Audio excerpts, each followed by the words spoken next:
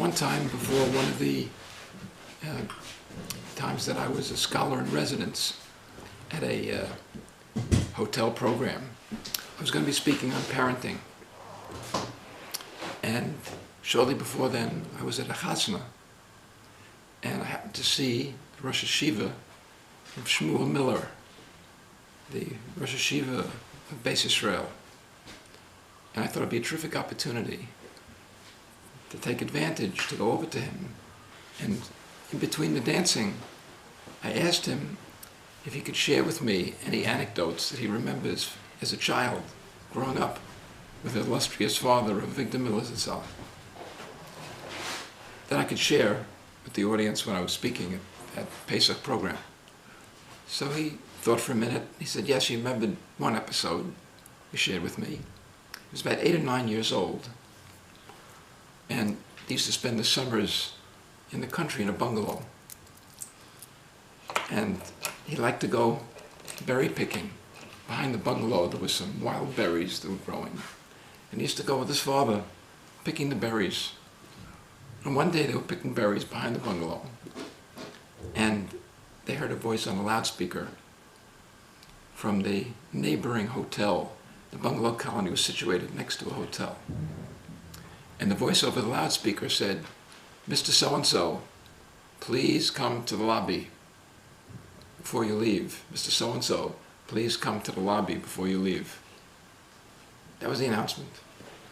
So Reb Meir Wikler turned to his son, little boy, said, "Did you hear that?" I said, "Yeah, it's not for us." And, "No, but you know what that means?" I said, "No, what does it mean?"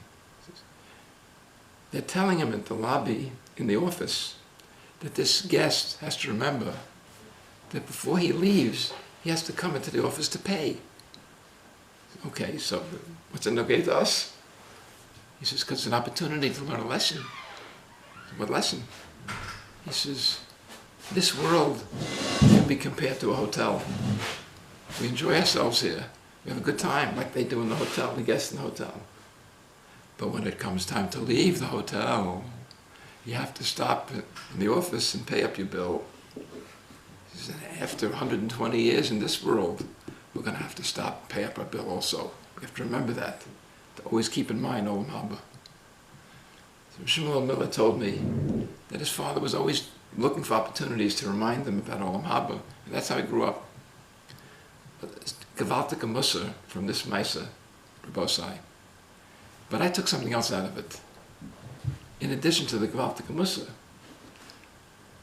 I saw, look what Reb Meir Zatzal was doing with his son. Picking berries in a bungalow, wild berries in the woods in a bungalow.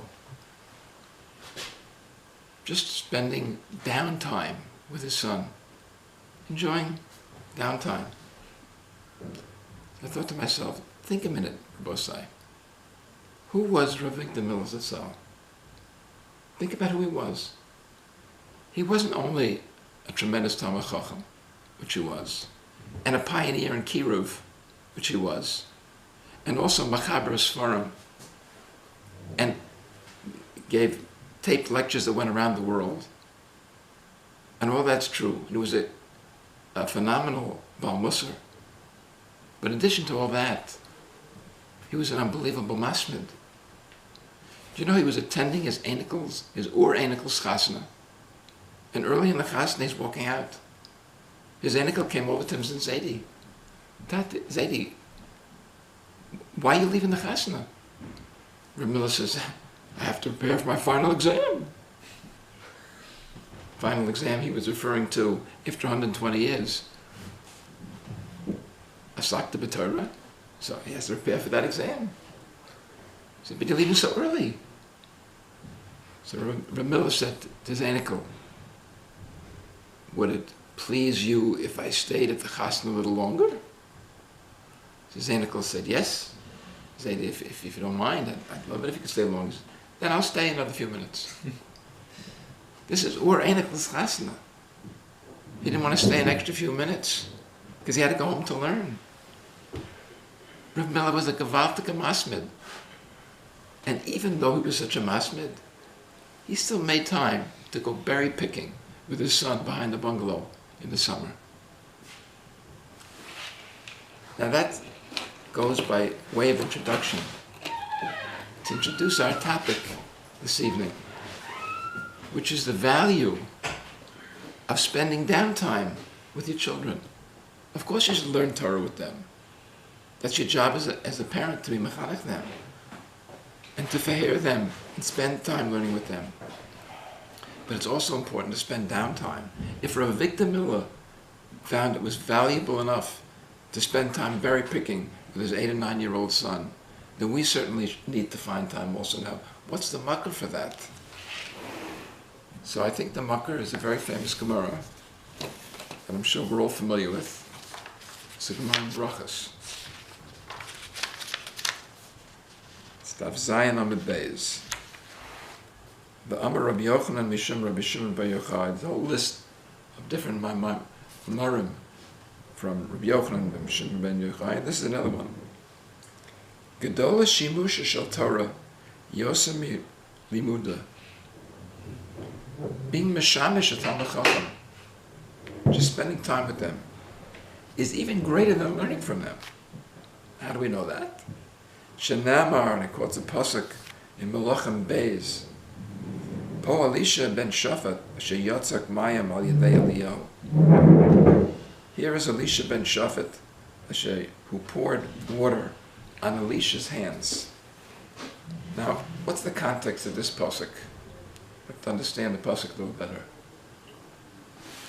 Yoshafat Melech Yehuda teamed up with Yoram Melech Israel, and they had a triumvirate with Melech Edom, and the 3 kings with their armies were marching to do battle with Melech Moav. And they decided, apparently, to have the element of surprise, that they were going to approach Moav through the desert. So the 3 armies are traveling 7 days, and they can't find any water. Now I would assume they brought some water with them. But after 7 days, leading a whole army, I guess the supply gets depleted. And after 7 days, they were looking for a water source, and they couldn't find one. A well, a spring, a river, or something. And they were going through the desert, it's hard to find. And now they're stuck with no water. Now there's no GPS to lead them to the next gas station. So at that point, the full pasuk is, Vayomer Yoshafat, and Yoshafat said, Ha'ein po navi la'Hashem. Maybe there's a navi. Nevi'im know everything. Maybe there's a navi around. B'ezras Hashem miyoso. And we'll ask Hashem through the navi. Where can we find water? A legitimate request. V'yan echad me'abdei Melech Yisrael. And one of the servants of the Melech Yisrael said, Vayomer, he said, Po Elisha ben Shafat. You know, there is a navi here. It's Elisha ben Shafat. Now, who was Elisha? Elisha was a Talmud of Eliyahu Navi. He asked Eliyahu Navi, when Eliyahu Navi left this world, that he wanted to be twice as great as Eliyahu Navi was. And his wish was granted. Eliyahu Navi said to him, if you see me leaving on a chariot, then you'll know your wish is granted. And he saw it. How was he greater than his Rebbe? Eliyahu Navi was Mechayim Mesim once. Elisha was Mechayim Mesim twice. He was twice as great, at least in being Mechayim Mesim, as his Rebbe. Now everyone knew who Eliyahu Navi was, but I guess Elisha Navi had not yet become so famous. So now the Eved of the Melech Yisrael is trying to present Elisha's resume. Who is this Elisha? Who is he? So he has to say who he is. You should know who he is. And what does the Eved say? He says, he poured water on the hands of Eliyahu Navi. That's his resume.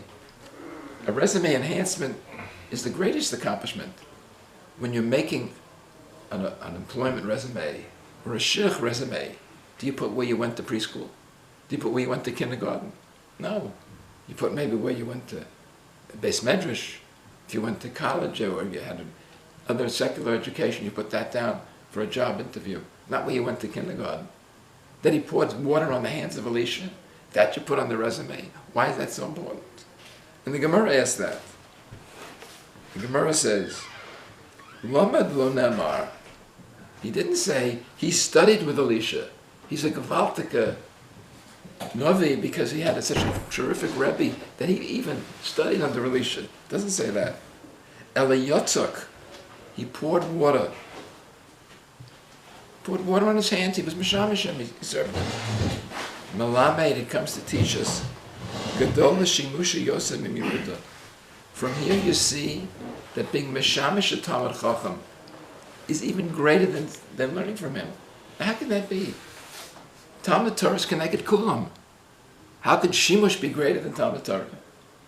So the Mashah asked that kasha. And what's his answer? Mashah says that when you learn from your Rebbe, sometimes you learn halachas that don't have practical application. You have to learn, that's part of Torah. But when you mishamish a Talmud Chacham, you spend time with him, you serve him, then you learn halacha l'maisa. Just spending time with a Talmud Chacham, you learn from him that way. And the learning, the Gemara says, is greater than the learning you have when you're sitting in the shiur. Now, the Gemara is talking about a Rebbe and a Talmud, but I don't think it's such a big stretch to say the same thing applies to a father and a son.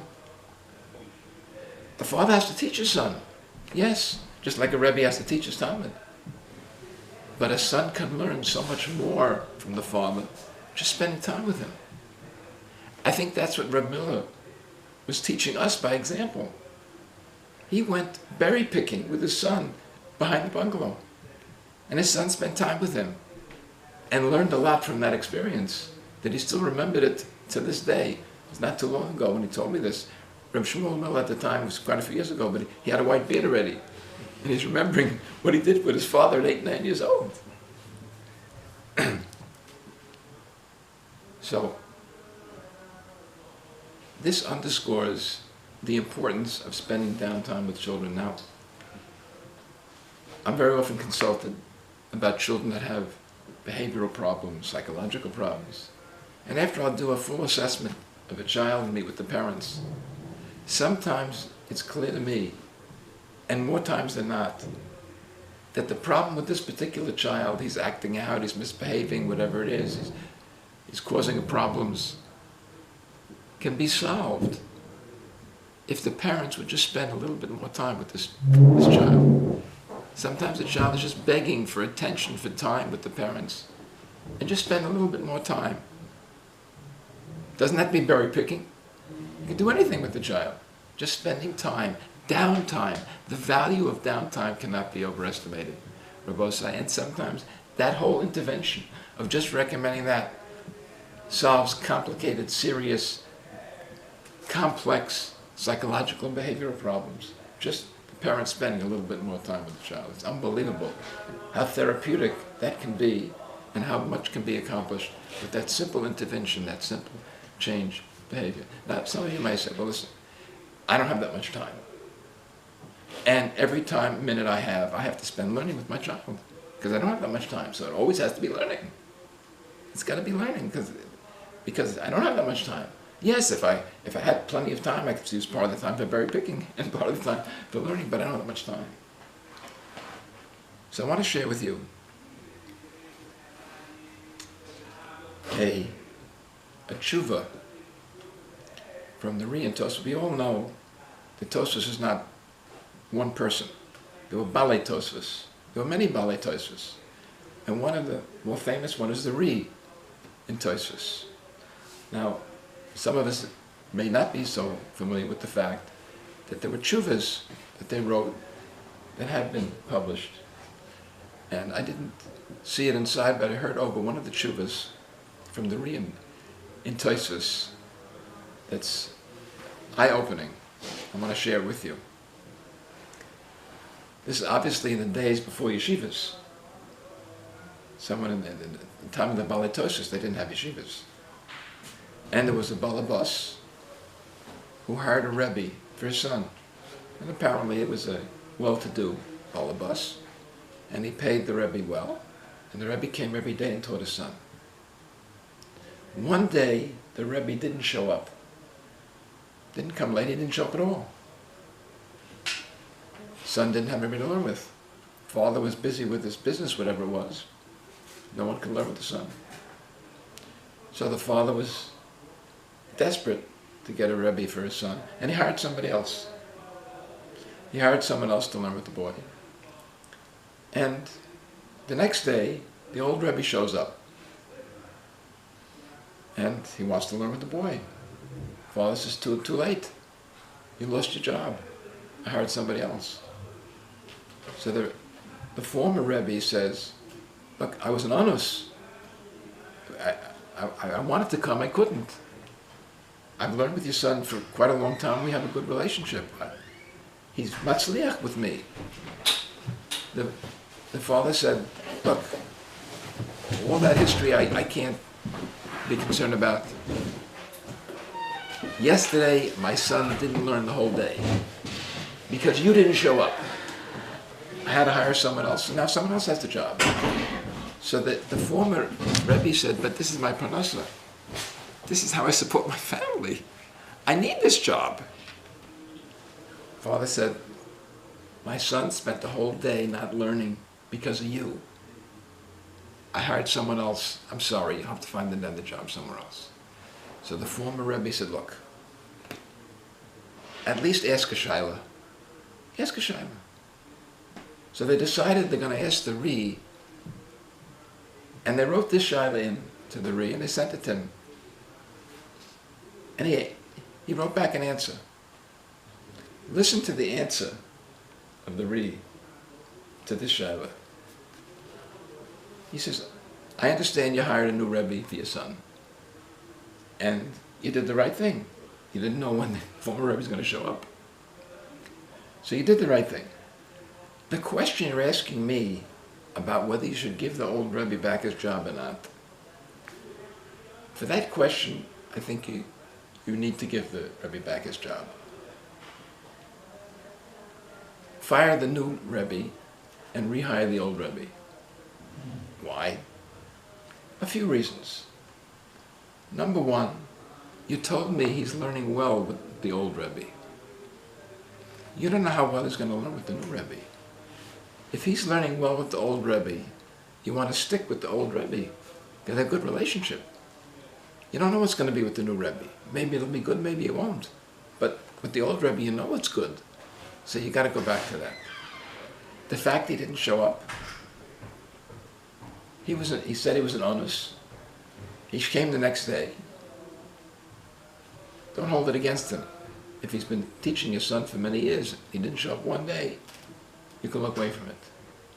And finally, the tiny you had, that because of the Rebbe not showing up, your son missed the day of learning. You know, sometimes it's not so terrible if a boy misses a day of learning. Once in a while. A little break is not so terrible. This isn't Meir Wikler saying it. This is the Ri and Tosfos saying that sometimes l'tzarich the limud, taking a break once in a while, is not such a bad thing. Now this isn't modern psychology, Rabosai. We're talking about 800-900 years ago. And this was the approach to taking a break and learning once in a while. Now, we're talking about the importance of spending downtime with children. How valuable it is for their learning, how valuable it is for the relationship, and how important it is that it's an opportunity for children to learn from parents just by being with them. The Gemara says, Gedola Shimusha Yosem Imimuda. Just spending time with a parent is an opportunity for children to learn from the parent also. And sometimes the learning can even be greater. Now, it isn't directly nogeya to parenting, but I want to share one final story with you. Because it is nogeya to the sugya of Gedolah Shimush Yosem and Yehuda. And that is that spending even a few minutes with an Adam Gadol can be a fabulously educational experience, and we can learn so much from it. Sometimes even more than attending hours and hours of shiurim. So I was zoiche to spend about 5 minutes privately with the former Rosh Hashiva of BMG in Lakewood, Reb Meir Wikler. It was about 30 years ago. And it was an opportunity for me, a tremendous opportunity for me, and I want to share the circumstances, how that came about, and what I learned from it. I served as the Purim Rav in Boston for about 20 years. Baruch Hashem, I have zochet to have a close kesher with the Boston Rebbe Zatzal, Reb Levi Yitzchak, and he asked me to come to be the Purim Rav in Boston, and I was happy to grant his request. And he used to go every year to Purim to Boston with my family. I served as the Purim Rav. Now, for most of you, Purim is a very, very busy day, as it is for most people. And most of the time is taken up delivering Shalach Manas, which is understandable. But I live in Borough Park, and I would come to Boston to be the Purim Rav. I didn't have a whole bunch of friends in Boston I hadn't delivered Shalach Manas to. So while everyone's busy delivering Shalach Manas, I didn't have much to do. So I used to fill part of my day, in the years when I went to Boston to be the Purim Rav, going to the hospital, find out there's some Jewish patients, and I visit them, Bika Cholim, on Purim especially. I don't know about you, but in the list of days that I would least want to be in the hospital, Purim is way, way at the top of that list. That's not a day that anyone would want to be in the hospital. But unfortunately, never. Some people find themselves in the hospital. Either they were local patients, or people came from Eretz Israel and all over the world to the medical centers in Boston. And the Rebbe Zatzal was very Isaac in helping them, being mechazik them, and serving them in different ways. And he would tell me who the patients were in which hospital, and I would go visit. So one year I was there. It was the last year of Shnea's life. He was in the hospital in Boston. And the Rebbe said, "Why don't you go into Rosh Hashiva?" I said, "I should go into the Rosh Hashiva?" He said, "Yeah, look, I'm sure he's not going to get a lot of visitors today. And it's an opportunity." I said, "Okay, I'll go." So I went to the hospital, and Reb Meir was in the final stages of his terminal illness. And the Rebbe Tzal had arranged for him to have like a very special suite. It wasn't even a room, it was a suite. I think that's what they reserved for kings and heads of state from outside of the country. I came into the room. It didn't look like it was in a hospital room. It looked like a living room with furniture and a dining room table right in the front, all set obviously for the Purim Suda, with place settings, and everything looked like they were ready for later have the Purim Suda. I thought I was in the wrong room. And I came in, and Reb Meir was being attended to by Reb Malkiel, and Reb Oren Reich, his shwager. The two of them were there with the Rosh Hashiva, and they greeted me when I came in, and I said, I don't want to bother anybody, but I heard that Rosh Hashiva was here, and I would just come in to visit him just briefly to wish him a refuah shleima. And they said, well, they didn't know if he was up to it. I said, look, it's okay. If he's not up to it, I'll go. And said, no, they'll wait. We'll see if he's up to it or not. Wait here, we'll go in. They went into another room where the hospital bed was. They were there for a couple of minutes, they came out, and they said, yes, the Rosh Hashiva would like to see you. Come in, you can stay with him, but don't stay long because he's not that strong and he's not well. I said, okay. I came in, I said, just want to wish you a refuah shleima to the Rosh Hashiva. And I was dressed Purim Dick with a streimel and the whole Shmona Begadim, as they say. And I don't know whether it was Reb Malkiel or Reb Oren Reich introduced me. This is Meir Wikler. He's the Boston Rebbe's Purim Rav. That's how they introduced me. So Reb Shneir was lying in bed. He could barely lift his head off the pillow. And he was leaning a little bit on the side. He saw the Purim Rav. No. Zuk Purim Torah, he said to me. Now, I had Purim Torah prepared that I was going to say later to the Olam in Boston, but that's not the kind of Purim Torah you say to a Rosh Hashiva. So what I had prepared, I couldn't use. And I'm thinking frantically of something else that I could use instead, and I came up with something. I don't remember what it was, and I wish I did, because I said Purim Torah for about 3 or 4 minutes, not long. But I did manage to get a chuckle out of the Rosh Hashiva. That felt very good. I was able to do that. And I certainly remembered what Reb Malkiel and Reb Oren Reich had told me not to stay long, so I kept it short. And I finished, and I wished Rosh Hashiva for Shleima, and I walked out. I didn't want to be matriach him. And I'm practically out to the door, and it was either Reb Malkiel or Oren Reich, I don't remember which one, calls me back. I said, what is it? And the Rosh Hashiva wants to speak to you. What would he want to speak to me about?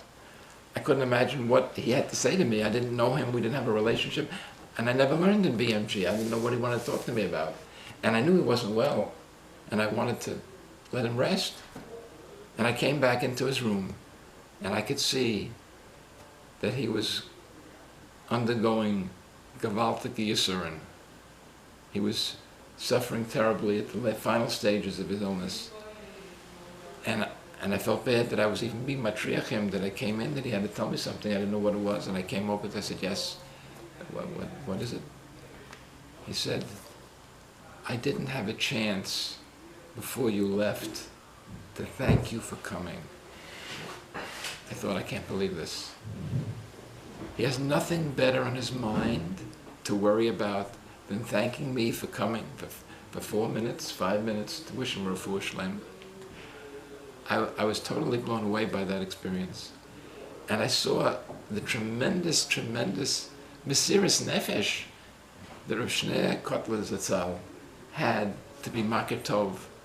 He felt, I came for a few minutes to wish him refuah shleima. He wanted to be makir tov to me. And I had walked out of the room. He sent someone to call me back, that he should say thank you for coming. And I think of it till this day, how important it is not to overlook our thank yous, our hakaras hatov.